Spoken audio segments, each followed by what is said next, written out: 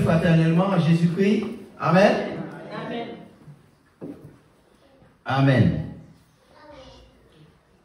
Nous sommes contents, c'est un privilège d'être dans la maison du Seigneur, n'est-ce pas? Le peuple élu de Dieu, le peuple choisi de Dieu a demandé un roi. Et s'est écarté du plan de Dieu, qui était son roi. Et le premier roi d'Israël, s'étant écarté du chemin, a ouvert la route à ses descendants pour se rebeller contre Dieu. Maintenant, chers amis, le plan de Dieu, c'est que son peuple soit béni. Le plan de Dieu, c'est que son peuple soit heureux. Mais comment est-ce que le peuple de Dieu pouvait-il être heureux avec un roi qui était infidèle à Dieu? Quelles seraient les conséquences de l'infidélité des rois d'Israël à la volonté de Dieu? Quelles seraient les conséquences pour le peuple de Dieu?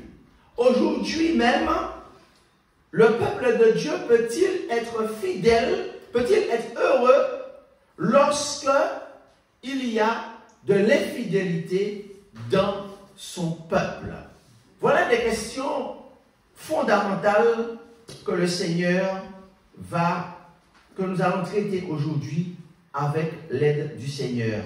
Inclinons la tête pour rechercher l'aide du Saint-Esprit. Père, nous reconnaissons notre petitesse et notre dépendance à ton Esprit Saint. Ouvre notre intelligence à ta volonté et éclaire-nous sur ce sujet important. Au nom de Jésus, Amen. L'époque, c'est l'époque de la monarchie d'Israël. Et David, le serviteur berger, le roi berger, a été fidèle à Dieu et a eu un règne prospère et béni. Son fils Salomon, monté sur le trône, avait bien commencé son règne en demandant à Dieu de l'intelligence pour pouvoir servir et pour pouvoir diriger son peuple.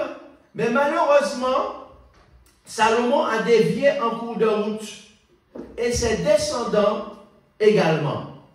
Ne voilà-t-il pas que nous arrivons à la descendance de David, un certain Akab, qui est roi d'Israël, à un moment où Dieu a séparé la monarchie en deux, où il y a deux rois dans le peuple de Dieu. Il y a un roi en Israël et un roi en Juda, parce que le peuple de Dieu n'a pas été fidèle à Dieu. Et comment est-ce que Satan a attaqué le peuple de Dieu pour que le peuple même de Dieu, le peuple même choisi de Dieu, n'est pas en mesure de pouvoir être heureux et de recevoir toutes ces bénédictions? Quel stratagème Satan a-t-il utilisé pour pouvoir neutraliser le peuple de Dieu? Prenons ensemble notre Bible dans le livre des rois. Lisons un roi. Nous lisons au chapitre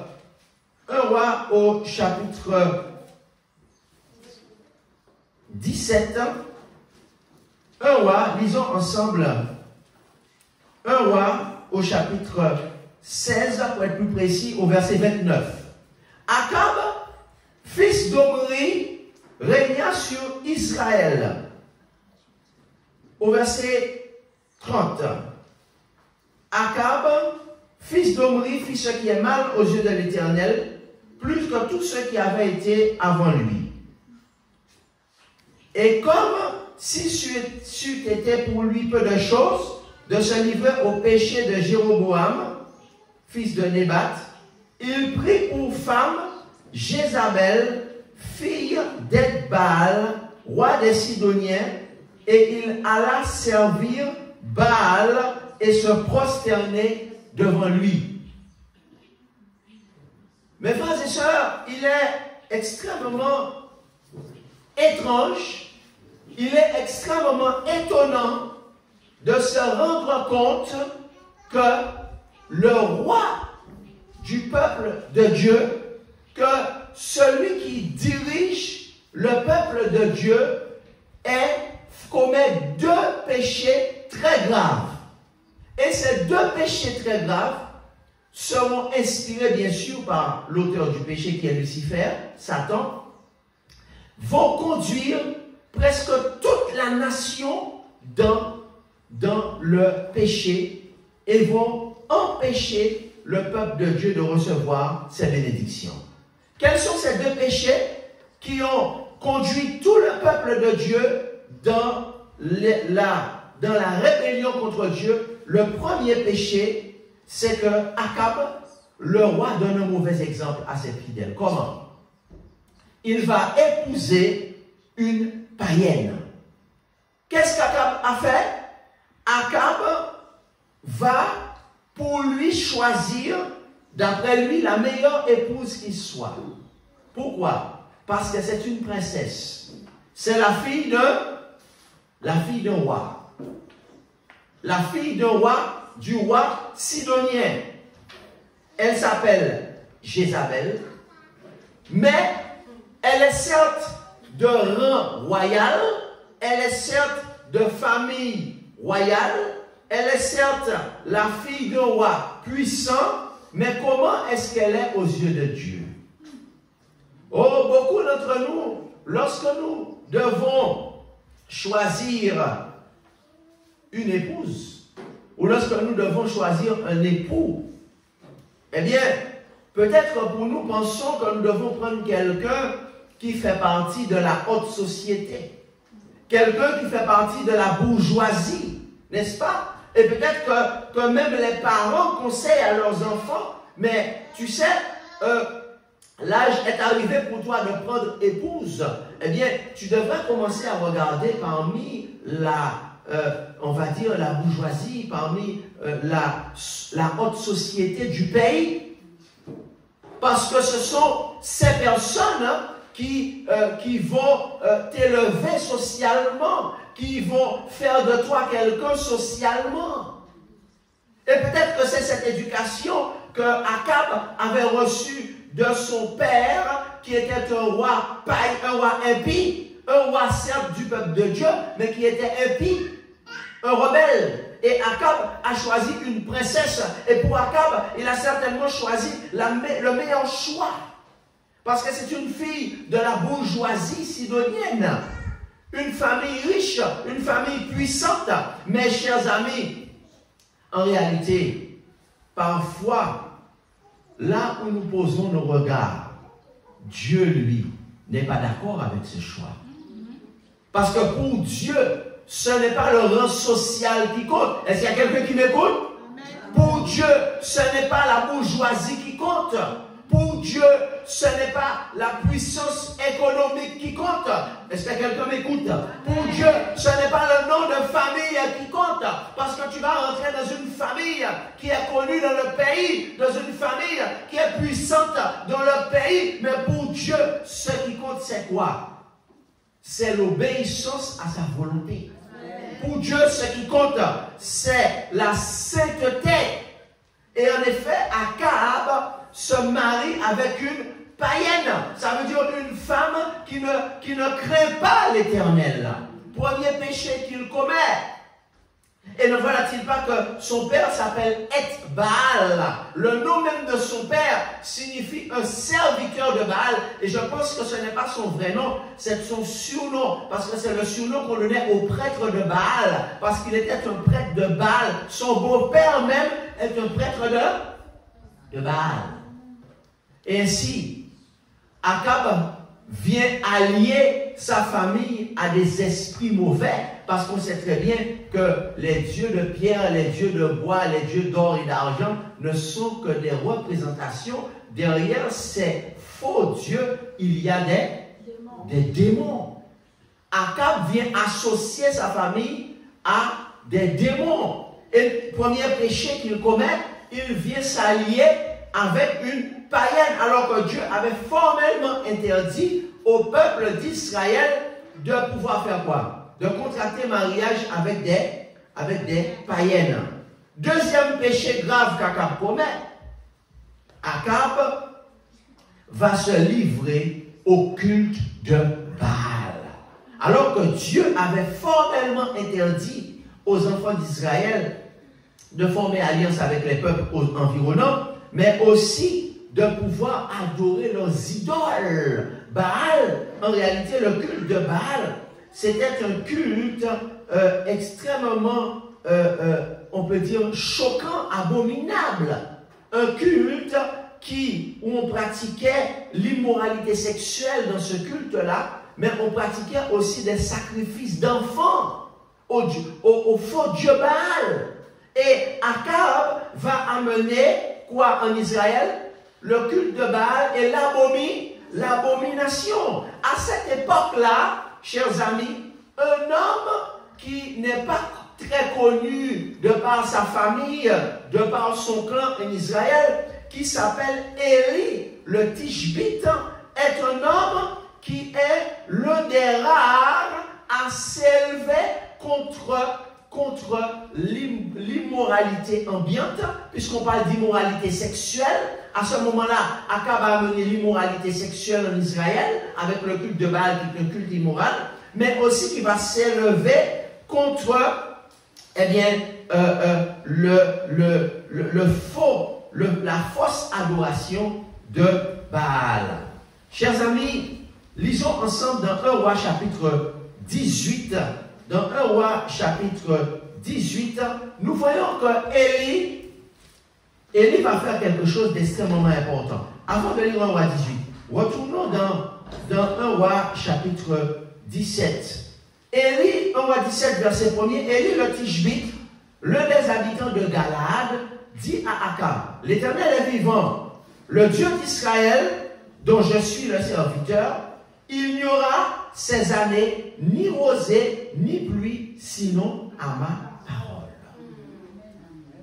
Chers amis, Élie, le Tishbite, un homme simple, il n'est pas un chef militaire, il n'est pas un chef d'armée, il va demander audience au roi et il déclare au roi Akab, à cause de ton mariage interdit avec une païenne et à cause du culte de Baal que tu as amené en Israël.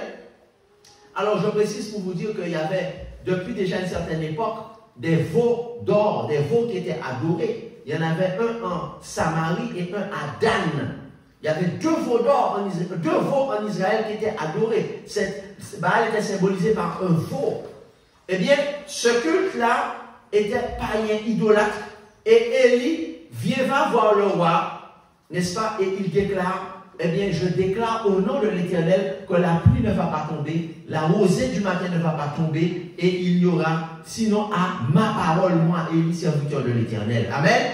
Chers amis, parfois il y a des malheurs qui arrivent, parfois il y a des catastrophes qui arrivent, qui sont le résultat de la rébellion du peuple contre Dieu, qui sont le résultat de l'idolâtrie d'une nation contre Dieu. Et ne voilà-t-il pas, chers amis, que Akab, naturellement, considère Élie comme un moins que rien. Qui est ce Élie? Qui est-il? Il n'est même pas un sacrificateur. Il n'est même pas parmi les prêtres reconnus en Israël. Il n'est même pas un chef de tribu. Il n'est même pas un chef de guerre. Il n'est même pas l'un de mes généraux. Or, c'est encore un fou. Comment il regarde Élie? Comme un malade, comme un fanatique religieux. Élie, c'est un intégriste, c'est un fanatique religieux. Et il ne s'occupe pas de ce Élie. Mais il se rend compte que ça fait quand même 2 semaines que la pluie n'est pas tombée. Tiens donc, ça fait quand même 1 mois que la pluie n'est pas tombée. Et maintenant, ça fait 6 mois que la pluie n'est pas tombée. Et nous commençons à avoir de moins en moins de récoltes. Il commence à y avoir de moins en moins de nourriture dans le pays et la famine s'installe. Oh, se pourrait-il que ce Élie est vraiment quelqu'un d'important? Se pourrait-il que ce Élie est vraiment un homme de Dieu? Alors, la question qui se pose en ce matin est: qui est ce serviteur qui craint l'Éternel? Qui est ce serviteur? Qui est cette servante qui craint l'Éternel? Chers amis, 1 Roi chapitre 18, verset 1er, bien des jours s'écoulèrent, et la parole de l'Éternel fut ainsi adressée à Élie. Ça faisait 3 ans que la pluie n'était pas tombée. 3 ans et demi que la pluie n'était pas tombée. Et le peuple souffrait. Il y avait une famine dans le pays. Et Dieu dit à Élie: présente-toi devant Akab, et je ferai tomber de la pluie sur la face du sol. Et Élie alla pour se présenter devant Akab. La famine était grande à Samarie.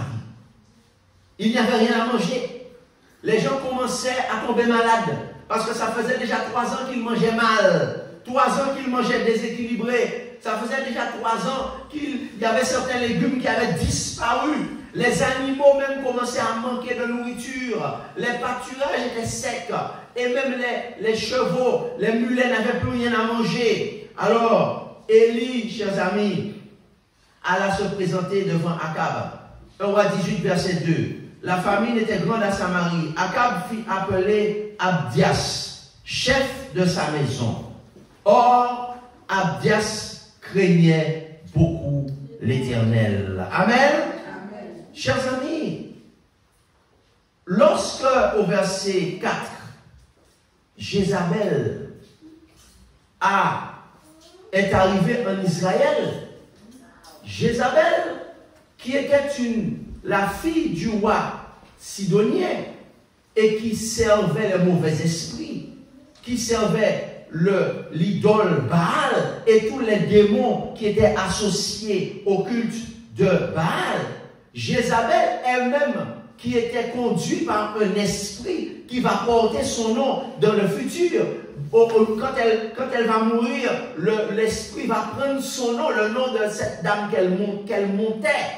N'est-ce pas? Cette Jézabel, eh bien cet esprit-là va prendre le nom de cette femme. Il va s'appeler l'esprit de Jézabel, parce que c'est un esprit qui aime être parmi les dirigeants, un esprit qui aime parmi les dirigeantes, un esprit qui saisit souvent les femmes qui dirigent, n'est-ce pas? Un esprit qui va se manifester par les habitudes de cette femme Jézabel, n'est-ce pas? Cette femme Jézabel qui est décrite, ok, notamment lorsqu'on voit dans l'Apocalypse une femme, on voit cette femme qui est parée de bijoux, parée d'or, une femme avec tous les attirails, toutes les choses. Eh bien, cette femme, Jézabel, elle va décider de prendre la place de son mari, elle va diriger. L'esprit de Jézabel va la pousser à pouvoir prendre la place de son mari, le roi. Et Jézabel va faire quelque chose de très grave. Jézabel va donner l'ordre d'exterminer les prophètes de l'Éternel. Verset 4. Jézabel extermina les prophètes de l'Éternel. Et, chers amis, en réalité, lorsque imaginez que vous êtes à la cour du roi à cette époque-là, Abdias, c'est qui? C'est le chef de la maison du roi. Ça veut dire, c'est le chef des serviteurs du roi. Abdias, la Bible nous dit, il craignait l'Éternel. Ça veut dire que Abdias faisait partie de la minorité de ceux qui respectaient qui? L'Éternel. Chers amis, si vous devez organiser votre anniversaire, ok? À cette époque-là, les puissants s'appellent Akab. Les puissants s'appellent Jézabel. Et j'imagine que, eh bien, vous allez inviter Akab à votre anniversaire. Parce que Akab, c'est le roi, n'est-ce pas? Akab est puissant. Akab peut vous ouvrir les portes. Vous allez inviter sa femme Jézabel. Parce que Jézabel, non seulement elle est la femme du roi, mais en plus c'est une femme qui porte le pantalon. C'est une femme qui prend des décisions à la place de son mari. L'esprit de Jézabel qui est sur elle la pousse à prendre des décisions que son mari devrait prendre. Et pour vous inviter Jézabel et Akab dans votre anniversaire ou dans votre mariage, c'est normal parce que cela montre que vous invitez les gens importants. Et pourtant, chers amis, Abdias, le serviteur de Dieu, quand il faisait son anniversaire, ou quand il s'est marié, on voit que ce ne sont pas Akab et Jézabel qui étaient ses invités. Est-ce que vous êtes avec moi? On voit que le cercle d'amitié, le cercle de ceux qui sont autour d'Abdias, ce n'est pas le cercle royal, ce n'est pas Jézabel, ce n'est pas Akab. Parce qu'en réalité, chers amis, parfois, lorsque nous voulons faire notre anniversaire, n'est-ce pas? Lorsque nous voulons organiser notre mariage, lorsque nous voulons organiser une fête, eh bien, qui est-ce que nous voulons inviter? De qui nous voulons nous entourer? Chers amis, en ce qui me concerne, bien souvent, au lieu, nous voulons donner une place qui est réservée à ceux qui comptent vraiment dans notre vie. Nous voulons donner une place, la place qui est réservée à ceux qui comptent dans notre vie, à des personnes qui ne sont pas importantes dans notre vie. Qu'est-ce que Akab va faire dans l'anniversaire d'Abdias? Qu'est-ce que Jézabel va faire dans le mariage d'Abdias? Parce qu'en réalité, qui est Akab? Akab, c'est un roi qui est désobéissant. Akab, c'est un roi qui adore qui? Baal, le faux Dieu. Jézabel, qu'est-ce que Jézabel a fait pour Abdias? Jézabel est une menace pour Abdias. À n'importe quel moment, si Jézabel se rend compte que Abdias est quelqu'un qui craint l'Éternel, qu'est-ce que Jézabel va faire? Parce que Jézabel, elle a fait exterminer des centaines de prophètes de l'Éternel. Donc, chers amis, si moi, je devais organiser mon anniversaire, si je devais organiser une fête, croyez-moi, la place que Dieu a donnée à certaines personnes dans ma vie, la place que Dieu a donnée à des personnes dans ta vie, je ne la donnerai pas à Akab et à Jézabel. Je ne vais pas donner cette place de mon anniversaire, de mon mariage à Akab et à Jézabel, parce qu'en réalité, le Seigneur a donné une place à certaines personnes dans ma vie, et c'est ces personnes-là qui vont avoir cette place. Parce que qu'est-ce que Akab connaît de ma vie? Qu'est-ce que Jézabel connaît de ma vie? Est-ce que Akab mérite de boire le jus chez moi alors qu'Akab est une menace pour ma vie spirituelle? Est-ce que Jézabel mérite une place d'honneur dans mon anniversaire alors que Jézabel sert les idoles? Oh, chers amis, Abdias était un homme qui craignait l'Éternel. Abdias était un homme qui était sage, parce que lorsqu'Abdias devait organiser une fête, lorsqu'Abdias devait organiser un moment important de sa vie, qui est-ce qu'il considérait comme important et qui devait être là? C'était les prophètes de l'Éternel. Pour Abdias, ces hommes-là étaient importants. Pour Abdias, c'était des gens qui devaient partager son pain et sa nourriture. Parce que quand dit la Bible dans 1 Roi chapitre 18 et au verset 4, que Jézabel avait pris la décision d'exterminer tous ceux qui craignaient l'Éternel, mais Abdias, qui était le chef de la maison de Jézabel, qu'est-ce qu'il a fait? Il les a pris en cachette. Il les a amenés quelque part à la campagne, dans une propriété secrète qu'il avait. Et il a fait quoi? Il a organisé une fête avec eux.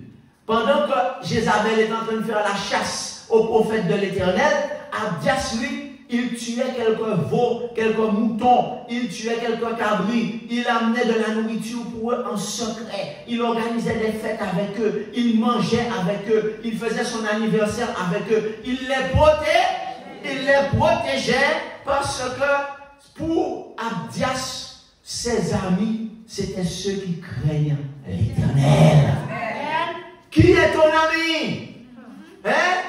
Aujourd'hui, tu veux donner une place que Dieu a à quelqu'un dans ta vie, que Dieu n'a pas donné cette place. Et tu appelles cette personne-là ton pote.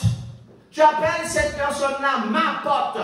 Aujourd'hui, le mot c'est ma pote pour une femme et mon pote pour un homme.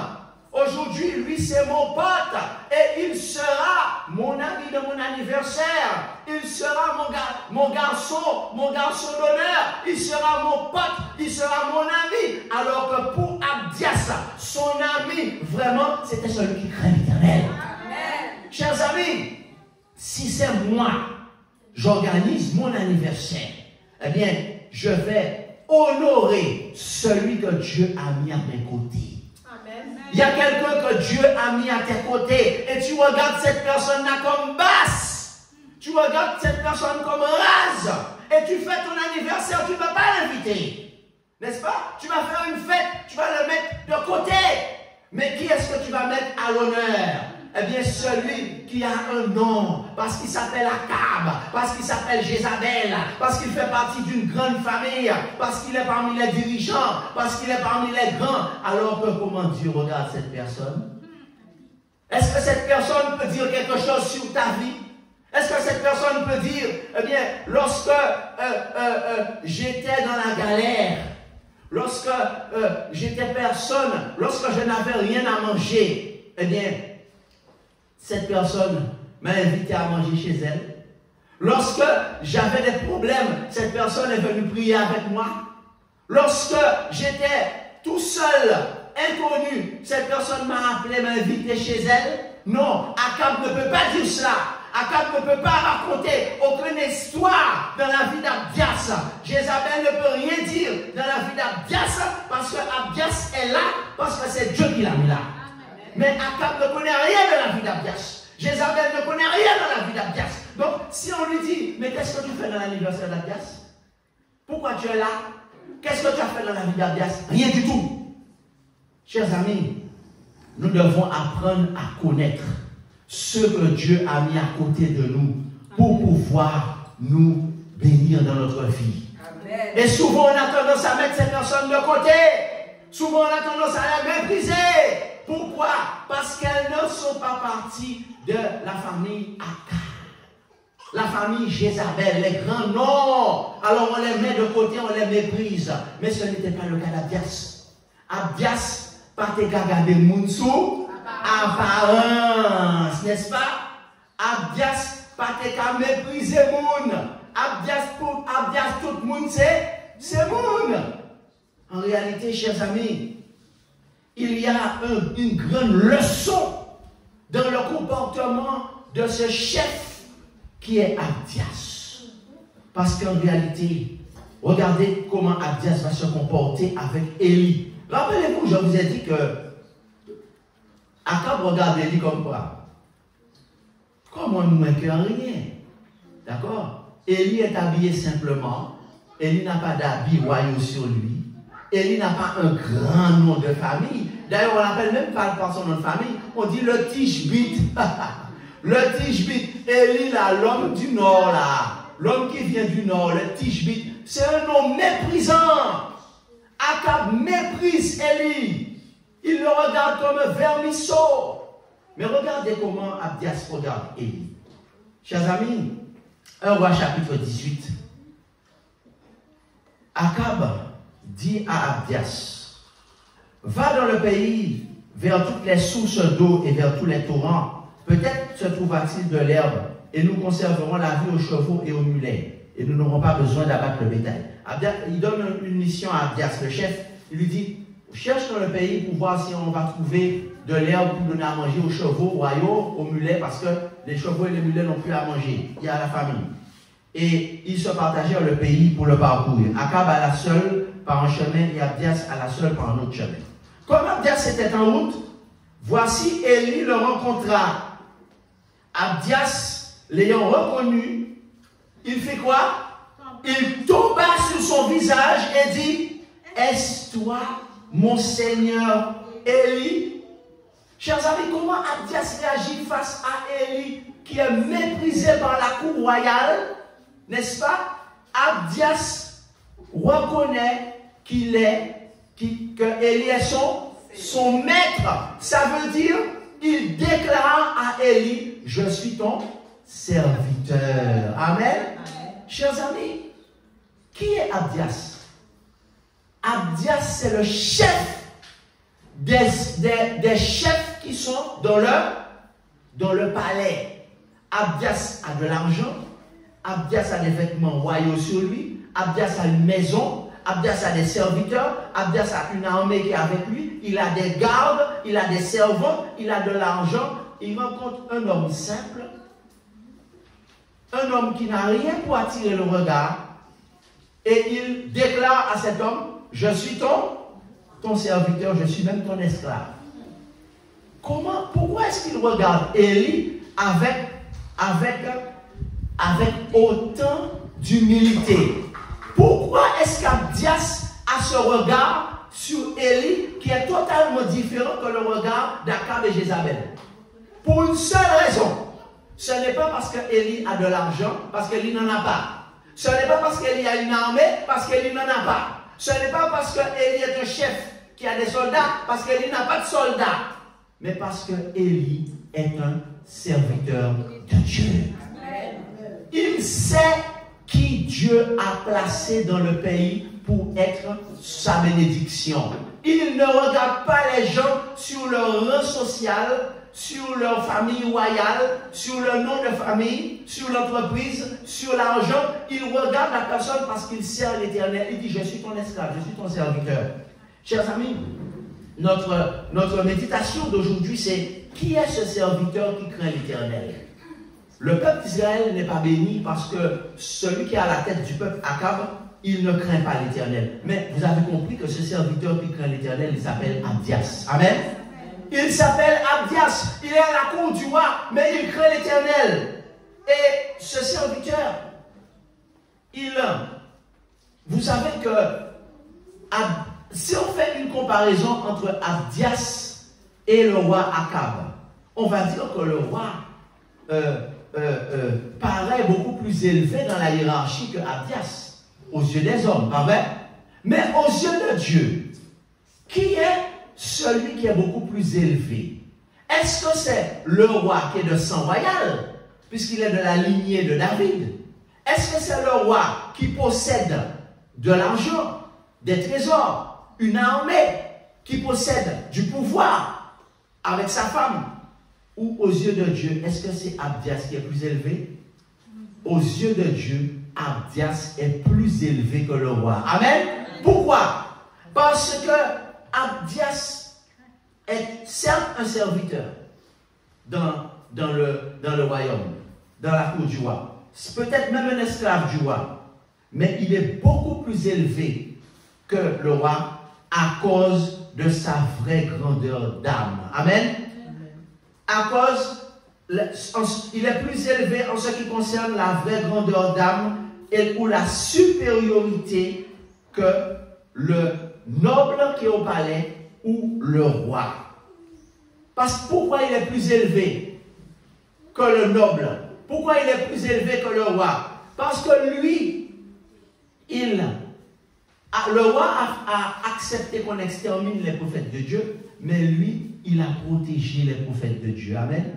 Et parce qu'il craint l'Éternel. Pourquoi est-ce que Abdias est reconnu par Dieu comme étant beaucoup plus élevé dans la hiérarchie que Akab et Jézabel? Pourquoi? J'aimerais bien que vous me dites pourquoi. J'aimerais bien que vous puissiez me dire pourquoi. Il y a encore deux autres raisons. Il y a deux autres raisons. Je dirais même trois raisons pour lesquelles Abdias est considéré comme étant plus élevé dans la hiérarchie que Akab et Jézabel. Donnez-le-moi. Première raison, c'est parce qu'il a protégé les serviteurs de Dieu, alors que le roi était en train de les détruire, ou plutôt la femme du roi était en train de les faire assassiner. Première raison, pour Dieu, il est plus élevé. Deuxième raison, c'est quoi? La deuxième raison se trouve au verset, alors, on va chapitre 18, et nous allons lire au verset 7. Comme Abdias était en route, voici Élie le rencontra. L'ayant reconnu, il tomba sur son visage et dit, est-ce toi, mon Seigneur Élie? Pourquoi est-ce qu'il est considéré par Dieu comme plus élevé qu'Akab? La Bible dit, c'est parce qu'il a reconnu Élie. Qu'est-ce que ça veut dire, reconnaître quelqu'un? Ça veut dire quoi? Reconnaître quelqu'un, écoutez bien, le verbe reconnaître, ce n'est pas la même chose que le verbe connaître. C'est deux mots différents. Connaître et reconnaître, ce n'est pas la même chose. Qu'est-ce que ça veut dire reconnaître? Reconnaître, ça veut dire que je connaissais la personne dans le passé et je la connais à nouveau. Qu'est-ce que ça signifie? Reconnaître quelqu'un, ça veut dire quoi? Ça veut dire reconnaître du point de vue visuel, dire mais je connais cette personne. C'est Élie, l'homme de Dieu. C'est Élie. Ça veut dire je sais qui il est. D'accord? Ça, on l'a compris. Mais il y a une deuxième signification qui est plus subtile. N'est-ce pas? Lorsque vous rencontrez Akab, à l'époque, tout le monde se met à genoux. On baise la main d'Akab. Pourquoi? Parce qu'Akab, c'est le roi. Si vous ne baisez pas la main d'Akab, qu'est-ce que vous risquez? Mais pourtant, qui est-ce qui reconnaît Élie? Tout le monde voit Élie comme un homme ordinaire. Tout le monde voit Élie comme un pauvre homme de la campagne qui n'a pas de pouvoir, qui n'a pas d'argent, qui n'a pas d'armée, sauf Abdias. Abdias a de la reconnaissance, ça veut dire Abdias reconnaît quel est le statut d'Élie. Reconnaître quelqu'un, c'est reconnaître son statut. Ça veut dire Élie, je ne regarde pas sur l'apparence, mais Élie est un grand homme. Pourquoi? Parce que c'est un serviteur de l'Éternel. Et comment Abdias qu'il le reconnaît? Il dit, eh bien, au verset 7, il dit, est-ce toi mon Seigneur Élie? Ça veut dire, est-ce toi mon maître? Il appelle maître. Il dit, c'est toi, c'est bien toi? C'est bien mon maître? Ça veut dire que je suis à ton service. Chers amis, lorsque les grands, lorsque la majorité ne te reconnaît pas, lorsque la majorité te regarde sur l'apparence, lorsque la majorité des gens te regardent sur l'apparence, mais il y a toujours des vrais serviteurs de Dieu. Il y a toujours des vrais servantes de Dieu qui te reconnaissent pour ce que tu es. Amen. Tu n'as pas besoin de reconnaissance. Il y a des gens qui disent, oh, il a besoin de reconnaissance. Tu n'as pas besoin de reconnaissance parce qu'il y a déjà des gens qui te reconnaissent. Amen. Déjà, premièrement, Dieu te reconnaît. Dieu sait qui tu es. Et il y a aussi des vrais serviteurs de Dieu et des vrais servantes de Dieu qui te reconnaissent, qui savent qui tu es. Amen. Donc, par conséquent, tu n'as pas besoin d'être reconnu par tout le monde parce que les vrais te reconnaissent. Et il dit, comment il reconnaît? Il ne dit pas, oh toi Élie, mets-toi à genoux devant moi, je suis le chef. Non, il dit, je suis ton serviteur. Qu'est-ce que je peux faire pour toi? Malgré son grand rang social, il reconnaît l'autorité de qui? De l'Éternel sur cet homme à une apparence très humble. Donc, qui est ce vrai serviteur qui craint l'Éternel? C'est Abdias.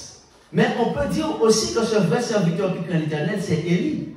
Parce que Élie va risquer sa vie. Élie qu'est-ce que Élie va faire? Au verset 8. Eh bien, il dit au verset 8, il dit, c'est moi. Va dire à ton maître, voici Élie. Il dit, va avertir Akab que je viens à la cour. Chers amis, Élie, en allant, il est un prophète de Dieu. En allant à la cour du roi Akab, il risque quoi? Il risque la mort, parce que Jézabel a fait assassiner les prophètes de l'Éternel. Mais Élie, c'est un vrai serviteur de Dieu. Parce que Élie ne craint pas Jézabel. Élie ne craint pas Akab, parce que c'est Dieu qui lui a dit d'aller le voir pour lui annoncer que le jugement est terminé, ils doivent se repentir. Maintenant, pourquoi est-ce que Abdias est un vrai serviteur de Dieu? On a dit parce que premièrement, il va protéger les serviteurs de Dieu, alors que tout le monde cherchait à les détruire sous le règne de Jézabel. Lui, il les protège. Lui, il leur donne de l'importance dans ses fêtes. Lorsque tu organises ton anniversaire, qui est-ce que tu donnes une place d'honneur? Est-ce que tu donnes une place d'honneur à celui qui était dans la galère avec toi? Celui qui priait avec toi? Celui qui te donnait des conseils? Ou celui qui n'a rien à cirer de toi? Celui qui te connaît seulement quand tout va bien, c'est à lui que tu donnes une place d'honneur? Lorsque tu lui demandes, qu'est-ce que tu peux dire? Qu'est-ce que tu peux témoigner dans mon anniversaire? Alors à ce moment-là, il n'a aucun témoignage, il n'a rien à dire parce qu'il n'a rien fait pour toi. Elle n'a rien fait pour toi. Est-ce que c'est à elle que tu vas donner une place de ta fête? Ou à celui qui a été toujours là pour toi et qui était toujours là quand tu avais besoin de lui? Parce que Dieu l'a placé sur ton chemin, parce que c'est une vraie servante de l'Éternel. Voilà une vraie question qui est posée aujourd'hui. Et ne faudrait-il pas que Abdias est un vrai serviteur qui craint l'Éternel, parce que Abdias reconnaît les serviteurs de Dieu. Pas seulement en faciès, mais aussi dans son comportement. Il dit, je suis ton humble serviteur, parce que tu es un homme de Dieu. Troisièmement, Abdias est un vrai serviteur qui craint l'Éternel, parce que Abdias est humble. De par sa position sociale, normalement, qui est-ce qui devait lui baiser la main? C'était Élie. Qui devait être son serviteur? C'était qui? C'était Élie. Il avait des soldats avec lui, Abdias. Il avait de l'argent, il avait du pouvoir. Mais il, au contraire, se rabaisse devant Élie. Ça veut dire qu'il est? Il est humble. Voilà la qualité la plus importante chez les vrais serviteurs de Dieu. Tous ceux qui demandent qu'on puisse se rabaisser devant eux, qui tiennent absolument à dominer, sont-ils des vrais serviteurs de Dieu? Abdias, lui, il est humble. Il dit à Élie, qui est plus bas que lui socialement, je suis ton serviteur. Et enfin, quatrième raison, contrairement à Akab, lui, qui pourtant est le roi, mais qui lance des soldats à la recherche du prophète Élie. Alors, regardons les deux attitudes. Abdias, lui, il reconnaît Élie, ça veut dire qu'il reconnaît la place qu'Élie a dans le royaume de Dieu, mais Akab fait quoi? Akab envoie des soldats partout pour chercher Élie pour le tuer. Regardez au verset 10, au 18 et au verset, alors à partir du verset 9. Abdias lui dit, mais attention, si je vais parler à Akab de toi, je risque la mort. Au verset 10, l'Éternel est vivant parce qu'il n'est ni nation, Abdias qui parle, il n'est ni nation, ni royaume où mon maître Akab n'est envoyé pour te chercher. Et quand on disait que tu n'y es pas, il faisait jurer le royaume et la nation qu'on ne t'y avait pas trouvé. Et maintenant tu dis, va, dis à ton maître, voici Élie. Alors, puis, quand je t'aurai quitté, l'Esprit de l'Éternel te transportera je ne sais où, et j'irai informer Akab qui ne te trouvera pas et qui me tuera. Cependant, ton serviteur craint l'Éternel dès sa jeunesse. N'a-t-on pas dit à mon Seigneur ce que j'ai fait quand Jézabel tua les prophètes de l'Éternel? J'ai caché 100 prophètes de l'Éternel.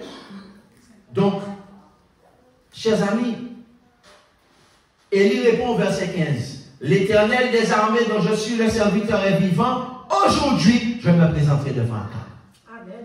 Chers amis, Abdias est un serviteur fidèle à son ami. Contrairement à Jézabel et à Akab, qui cherchent partout Élie dans le pays, et même dans les pays avoisinants, pour pouvoir l'assassiner, lui, il ne veut même pas dire à Akab qu'il a rencontré Élie. Ce n'est pas de la loyauté, ce n'est pas quelqu'un qui est fidèle en amitié. Et si Élie doit organiser une fête, doit organiser son anniversaire, c'est Akab qui va inviter ou bien il va inviter Abdias? Mais c'est une vraie question qui se pose aujourd'hui.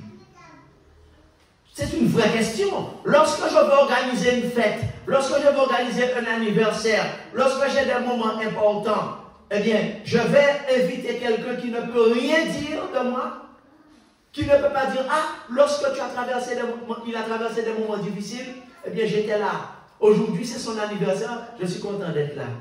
Aujourd'hui, c'est sa fête, aujourd'hui, c'est son mariage, je suis content. Tu ne peux pas dire ça. Tu ne peux pas dire ça, parce que tu n'étais pas là. Quand j'avais besoin de toi, tu n'étais pas là. Mais pourtant, Élie, lui, eh bien, il peut inviter Abdias. Parce que Abdias a protégé ses amis, n'est-ce pas?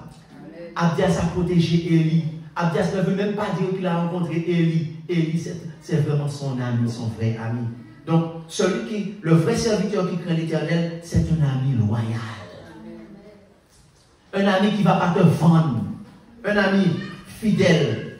Chers amis, pour terminer, malgré cela que Élie a prié et que la pluie est revenue, malgré le fait qu'il y a eu des miracles qui ont montré qui était Élie, il a prié, la pluie est revenue. Sur le mont Carmel, il y a eu une confrontation entre les prophètes, les faux prophètes de Baal et Élie, le vrai homme de Dieu. Et la confrontation a tourné à l'avantage de l'homme de Dieu, qui a fait exterminer les prophètes de Baal. Malgré cela, Akab, jusqu'à maintenant, ne reconnaît pas Élie. C'est quoi le mot reconnaître? Ça veut dire qu'il n'accepte pas le statut d'Élie. Il n'accepte pas la place d'Élie dans le royaume de Dieu. Il n'accepte pas le ministère d'Élie. Et c'est toujours Élie le Tishbite. Il n'appelle pas homme de Dieu. Il ne l'appelle pas prophète. Il l'appelle Élie le Tishbite. Et on voit que par la suite, il continue à poursuivre Élie pour le faire tuer. Chers amis, on voit que Akab ne va pas écouter Élie. Akab, et finalement, Élie va monter au ciel. Élisée va le succéder. Il ne va pas écouter Élisée non plus. Finalement, il y a un troisième qui va arriver, le prophète Michée. Il ne va pas écouter Michée parce que Akab n'est pas un vrai serviteur de Dieu et il ne craint pas l'Éternel. Lisons ensemble dans 1 Roi chapitre 22. Pour terminer, 1 Roi chapitre 22. Lisons au verset 8. 1 Roi 22 au verset 8. Le roi d'Israël dit à Josaphat, va, il y a encore un homme qu'on pourrait consulter, mais je le déteste, car il ne prophétise rien de bon, il ne prophétise que du mal, c'est Michée. Et Josaphat lui a dit, mais non, ne parle pas comme ça. Finalement, Akab veut aller en guerre contre les Syriens, mais il demande au prophète, est-ce que l'Éternel sera avec moi? Alors, les faux prophètes disent, bien sûr, l'Éternel est avec toi. Vas-y, va te battre contre les Syriens. Mais Akab a quand même une crainte. Il dit, mais est-ce qu'il n'y a pas encore... non, Josaphat, pardon. Josaphat dit, mais y a-t-il pas vraiment un homme de Dieu qui peut dire, est-ce que tu peux aller combattre les Syriens? Il dit, oui, il y en a bien un qui s'appelle Michée, mais lui, il prophétise rien de bon. Qu'est-ce que ça veut dire, prophétise rien de bon? Ça veut dire que Akab ne reconnaît pas le statut de Michée. Chers amis, si on ne reconnaît pas ton statut, ce n'est pas grave. Parce que les vrais serviteurs de Dieu savent qui tu es. Amen. Ne t'inquiète pas si on t'appelle par des surnoms, si on t'appelle par ton prénom, si on te méprise. Parce que Élie est méprisé, Élisée est méprisé, et Michée est méprisé. Il dit, oh, il raconte que des choses qui ne sont pas bonnes. Lisons au verset 12 et 13. Alors, verset 1 Roi 22, verset 12 et tous les prophétisaient disaient, mais non, monte à Ramoth, tu auras du succès, l'Éternel te livrera entre les mains. Alors, il prophétisait que du bien. Au verset 17, lisons au 1 à 22, au verset 17. Au verset 17, il dit, Michée dit, je vois que tout Israël sera dispersé sur les montagnes, comme les brebis qui n'ont pas de berger. Et l'Éternel dit, ces gens n'ont point de maître, que chacun retourne en paix dans leur maison. Et, chers amis, Josaphat, Akab a dit à Josaphat, tu vois, au verset 18, je t'avais dit, il ne prophétise sur moi rien de bon, il ne prophétise que du mal, que du mal. Alors, l'Éternel a dit, mais puisque tu ne veux pas m'écouter, tu seras séduit, au verset 20. Qui séduira Akab pour l'envoyer à Galaad pour qu'il périsse? L'Éternel a dit, puisque tu ne veux pas écouter les hommes de Dieu, puisque tu ne veux pas reconnaître les hommes de Dieu que j'envoie, quand je vois un homme de Dieu, tu le méprises. Ça fait le 3e prophète que j'envoie. Élie, Élisée, maintenant Michée, tu le méprises. Alors tu seras séduit par des faux prophètes.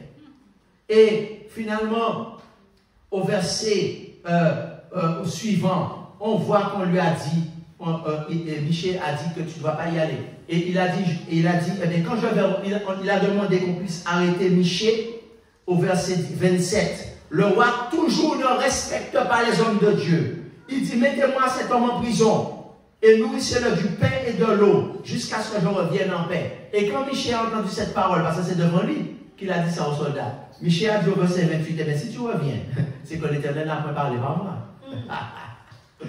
Il dit encore, donc ça veut dire que tu ne vas pas revenir. Tu ne vas pas revenir de cette guerre parce que tu es un rebelle qui n'écoute pas les serviteurs de Dieu et qui méprise les hommes de Dieu, qui ne reconnaît pas leur ministère. Et finalement, eh bien, Akab est allé sur le champ de bataille et un archer a lancé une flèche, même pas sur lui. On dit que c'était une flèche perdue. Mais comme l'Éternel n'était pas avec lui, eh bien la flèche l'a frappé sur le point faible de son armure et Akab a été blessé gravement. Finalement, il est rentré dans le camp. Il a perdu beaucoup de sang. Et après une nuit d'agonie, Akab est mort. Akab a perdu la vie sur le champ. Finalement, pourquoi? Parce qu'il préférait écouter les faux prophètes et les prêtres de Baal plutôt que d'écouter les vrais serviteurs de Dieu. Mais et toi, vas-tu faire comme Akab ou vas-tu faire comme Abdias? Vas-tu préférer écouter les prêtres de Baal, c'est-à-dire ceux qui servent les démons et les idoles, ou vas-tu préférer écouter les faux prophètes, ou vas-tu préférer écouter et reconnaître les vrais serviteurs de Dieu? C'est-à-dire, qui est ce vrai serviteur de Dieu? Est-ce que c'est toi aujourd'hui, cher frère? Est-ce que c'est toi aujourd'hui, chère sœur? Si c'est ton désir, eh bien, réponds à cet appel de Jésus et dis, aujourd'hui, je veux être ce vrai serviteur de Dieu. Je veux être cette vraie servante de Dieu qui craint l'Éternel. Eh bien, puisque c'est ton désir, n'écoute pas les faux prophètes. N'écoute pas les prêtres de Baal. Mais reconnais les vrais serviteurs de Dieu. Donne-leur la place que Dieu leur a donnée dans ta vie. Et ne donne à personne cette place qui est réservée à ceux qui t'ont fait du bien. À ceux qui étaient avec toi quand tu étais dans la galère. À ceux qui t'ont soutenu quand tu étais en difficulté. Et obéis à ce que te disent les vrais serviteurs de Dieu. Et tu seras considéré par Dieu comme un vrai serviteur et une vraie servante qui craint l'Éternel. Et je dis amen à cela. Pour terminer ce message de l'Éternel, nous allons chanter « C'est mon joyeux service » d'offrir à Jésus-Christ. 334. En vivant sacrifice, mon corps et mon esprit. Lèvons-nous pour chanter le 334. C'est mon joyeux service d'offrir à Jésus-Christ. C'est mon joyeux service.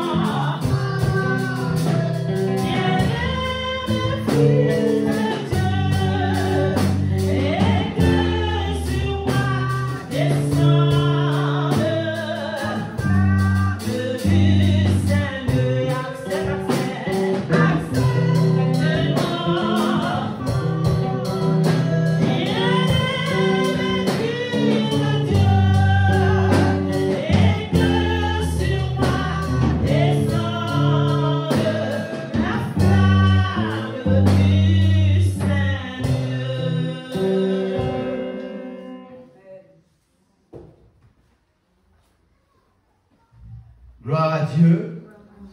Merci Seigneur de ce que tu nous as appelés à être de vrais serviteurs de Dieu et de vraies servantes de Dieu qui craignent l'Éternel et qui reconnaissent les vrais serviteurs de Dieu comme eux et qui les protègent, qui les nourrissent pour être leurs amis et qui collaborent avec eux pour le progrès de ton royaume en toute amitié, en toute fraternité, afin que tu puisses bénir leur famille et guérir leur pays au nom de Jésus. Amen. Que l'Éternel te bénisse et te protège, que l'Éternel te regarde